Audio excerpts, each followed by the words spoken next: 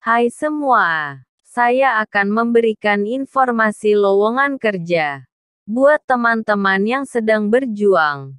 Tetap selalu berdoa, semangat berusaha dan jangan putus asa. Semoga informasi yang saya berikan dapat bermanfaat bagi kita semua.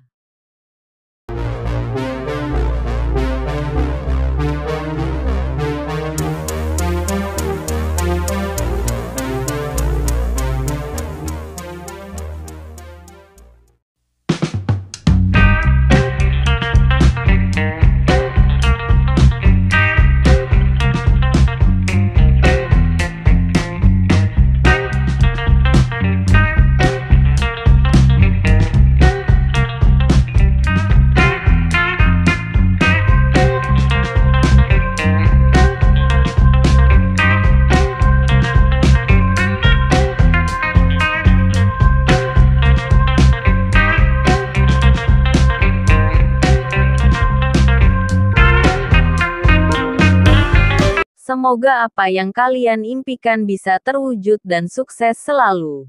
Terima kasih. Salam sukses.